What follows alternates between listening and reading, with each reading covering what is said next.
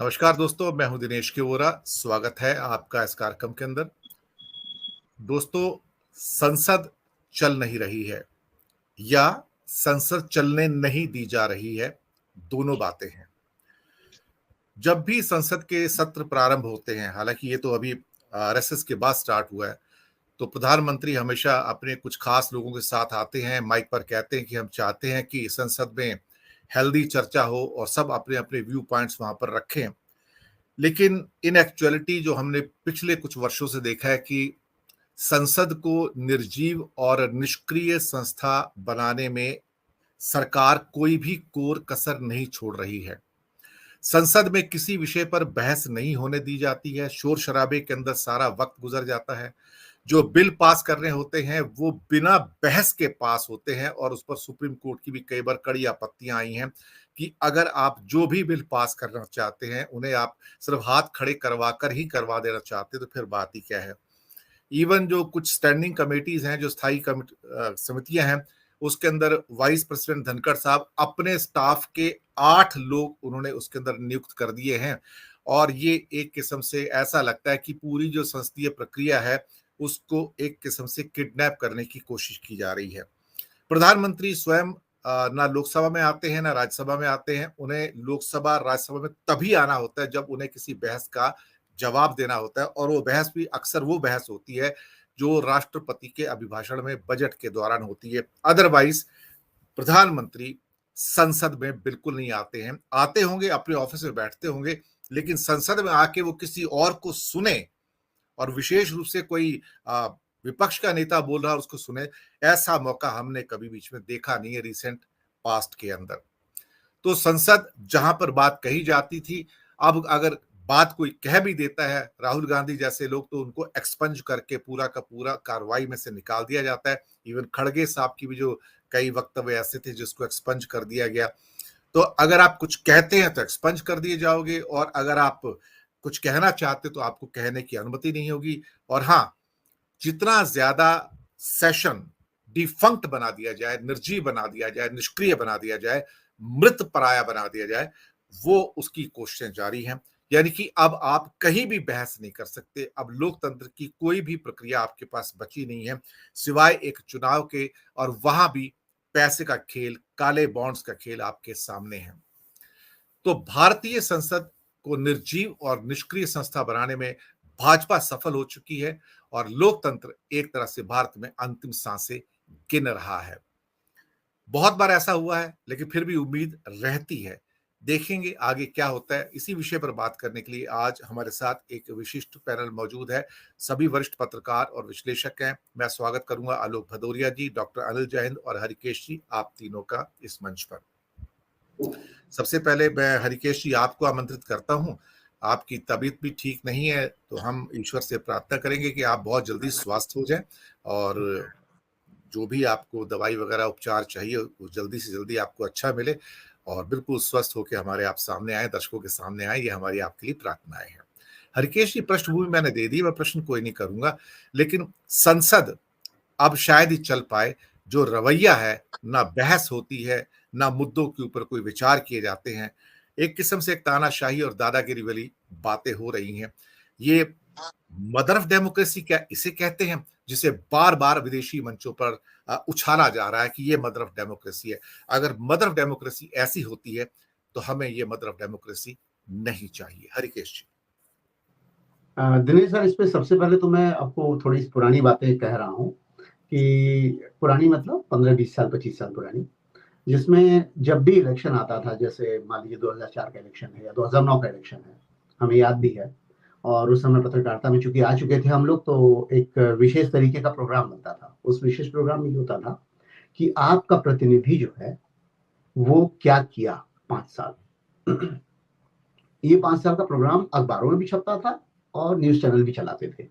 वो चलाते उसमें ये थे कि सांसद जो है अपने क्षेत्र से कितनी बार वो संसद भवन में गया, आपकी बातों को उठाया रखा, या कितने दिन उसने जो है अपनी उपस्थिति वहां दर्ज कराई।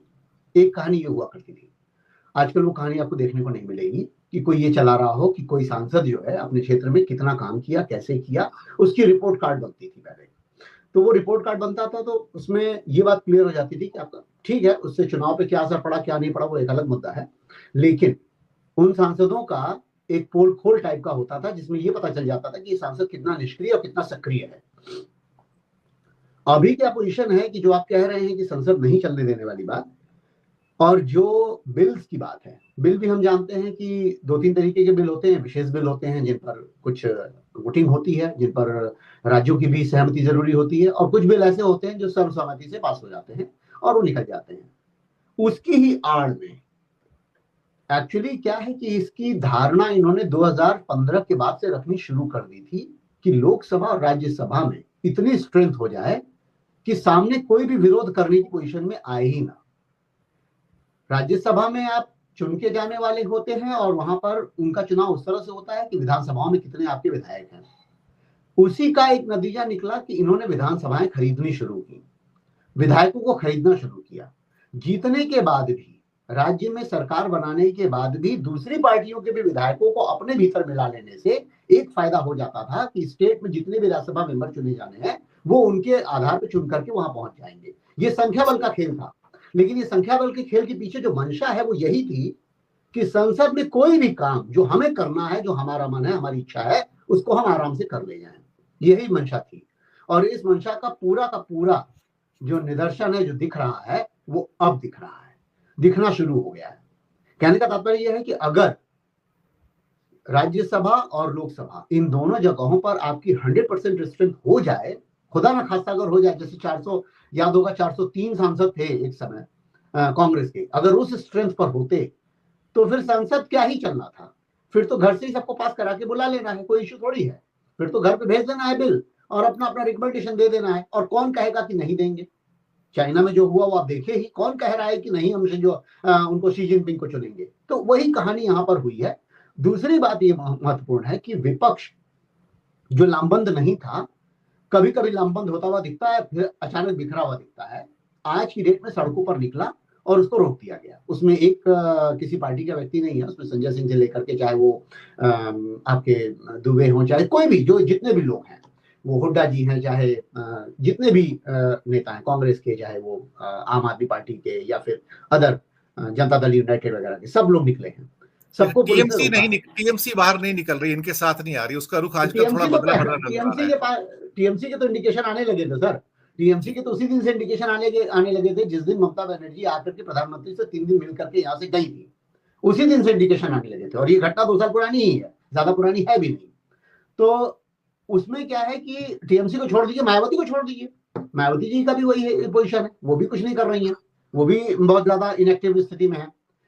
लेकिन फिर भी मैं ये कहूंगा कि जितनी भी विपक्ष की है ताकत, जो भी लोग हैं, इन पर एक नजर तो है ना सबकी कि इन्होंने क्या किया कि भाई केसीआर को घेर लिया, इन्होंने लालू को घेर लिया, इन्होंने छापेमारी कर ली, मनीष सिसोदिया को कर लिया, तो ये लोग लामबंद होने वाले हैं, ऐसा भी परसेप्शन बना हुआ है लोगों के दिमाग में कि हाँ बिल्कुल बात सही है, जिनके ऊपर भ्रष्टाचार के खिलाफ के मामले लगे हुए हैं वो लोग इकट्ठे हो गए हैं, वो सारे के सारे एक साथ चिल्ला रहे हैं, ये बात भी सही है। लेकिन पॉइंट ये है कि जिस मुद्दे पर अभी थोड़ी देर पहले मैं देख रहा था कि सवाल था कि संसद कौन नहीं चलने दे रहा है, मैं चैनल और सबका नाम नहीं लूंगा, सवाल यही था कि संसद कौन नहीं चलने दे रहा है, सवाल इसका जवाब नहीं आया। ये सारे तरीके भारतीय जनता पार्टी सीख चुकी है और यही कर रही है। नरेंद्र मोदी जी से भी पूछिएगा ना कि भ्रष्टाचार के मसले पर आप क्यों नहीं ईरानी का नाम ले रहे हैं, तो बोलेंगे मैं अकेला लड़ रहा हूं सबसे, वो कहानी दूसरी होने लगेगी, मैं सबसे अकेला लड़ रहा हूं, सब लोग मेरे खिलाफ लड़ रहे हैं और मैं सबके खिलाफ बोल रहा हूं, और मैं चूंकि ईमानदार हूं तो बाकी लोग सारे सारे बेईमान हैं। वो बात अलग है कि जितने मेहमान मेरे पाले में आएंगे वो सब ईमानदार हो जाएंगे। आजकल तो ये भी चल रहा है निरमा वॉशिंग पाउडर की तरह, इनका भी भारतीय जनता पार्टी जो वॉशिंग पाउडर बना ली है, उसमें जितने भी भ्रष्टाचारी वो सारे के सारे धुल जाते हैं। इन सबसे कोई फर्क नहीं पड़ रहा है, क्योंकि फर्क इसलिए नहीं पड़ रहा है सर कि प्रधानमंत्री खुद ही इन बातों को गौर ही नहीं करते। आप चिल्लाएंगे कि देश में बेरोजगारी है तो वो लेकर के ऑस्ट्रेलिया के प्रधानमंत्री को क्रिकेट स्टेडियम में घूम रहे होंगे। आप चिल्लाएंगे कि देश में जो है बहुत बुरा हाल है, सिर्फ रोजगार का नहीं क्राइसिस है, इस समय क्राइसिस चाहिए, तो वो दिखाएंगे पाकिस्तान में देखिए कितनी भूखमरी है, लोग मर रहे हैं। कहानी ये आप जो पूछना चाहेंगे उसका उत्तर आपको नहीं मिल रहा है, यही इनकी कहानी है।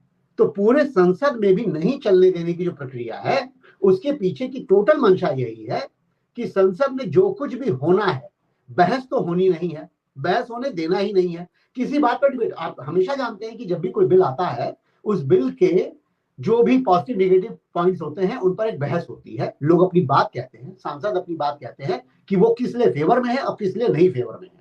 इससे क्या होता है कि लोगों को ये जानकारी होती है कि किसी बिल के भीतर क्या कमियां हैं या उन कमियों को सुधारा जाना चाहिए, फिर उनमें चेंजेस किए जाने चाहिए। एक टाइम पीरियड होता है, इन्होंने ये करना ही नहीं है ना। कोई बिल आप सोचिए ना सर कि पहले लोकसभा में पास कराने की बजाय पहले राज्यसभा में पास करा दिया जाए। ये भी कहानी इसी के दौरान हुई है, इन्हीं सब में हुआ है।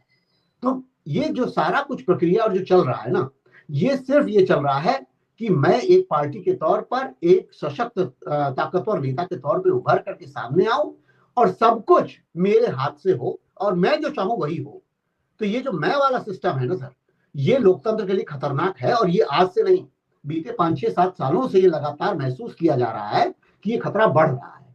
धीरे धीरे चीजें डूब रही हैं। यही मदर ऑफ डेमोक्रेसी है जिसको रोज टाउट किया जाता है। सर, ये जो मदर ऑफ डेमोक्रेसी वाला सवाल है ना सर, उनका तो कहना ही ये है कि हम एकदम विशुद्ध लोकतंत्र में काम कर रहे हैं और सारे के सारे हमारे फेवर में हैं। वो ऐसा विशुद्ध लोकतंत्र है कि जैसे एक समय नहीं, तलवार के जोर पर जब कुछ भी करा लिया जाए, जैसे भी करा लिया जाए, स्वीकारोक्ति। आप एक चीज और छोटी सी चीज ध्यान करिएगा कि पुलिस और जो एडमिनिस्ट्रेटिव सर्विसेज है, इनमें भी एक बात रखी जाती थी पहले कि पुलिस कोई अगर बयान ले किसी को दबाव में डाल के, तो कोर्ट में वो मान्य नहीं हुआ करता था, वो खारिज हो जाता था। इस आधार पर खारिज हो जाता था कि पुलिस के पास फोर्स है और वो फोर्सफुली उस चीज को एग्री करा ली होगी, ऐसा माना जाता था। भले वो कराई हो या ना कराई हो, एक अलग घटना है। 100 में से 50 चीजें कराती थी, 50 चीजें नहीं भी कराती थी, लेकिन पुलिस के सामने दिए गए बयान को एक्सेप्ट नहीं किया जाता था। लेकिन यहाँ पर जो सिचुएशन है ना सर, यहाँ कोई सिचुएशन ही नहीं है। वो कोर्ट क्या कहना है, कोर्ट को क्या करना है, चीफ जस्टिस ऑफ इंडिया कर रहे हैं जो करना चाह रहे हैं, जो इलेक्शन कमीशन करना चाह रही है वो कर रही है या करवाई जा रही है, ये सबके सामने सवाल है। हर एक बौद्धिक व्यक्ति इस बात को सोच रहा है कि सही मायने में, और एक कार्टून बना है, बड़ा अच्छा कार्टून बनाया है बीजेपी ने, रियली बहुत बढ़िया कार्टून बनाया है। मैं तो ये कहूंगा कि उसको सबको देखना चाहिए।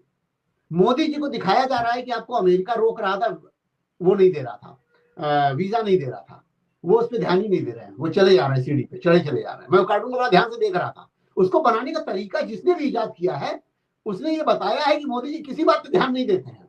लोग रो रहे हैं, गरीब में है, गरीबी में है, उस पर ध्यान नहीं देना, वो सीधे चलते चले जा रहे हैं। मोदी जी का लक्ष्य जो है 2019, 2024, 2047, अब तो 47, आज की डेट में तो जय हिंद सर, आप मुस्कुरा रहे हैं, बिल्कुल आपको याद समझ ही में आ रहा होगा। एक समय था 2022 लक्ष्य टारगेट किया गया था कि 2022 तक विकसित देश कर दिया जाएगा।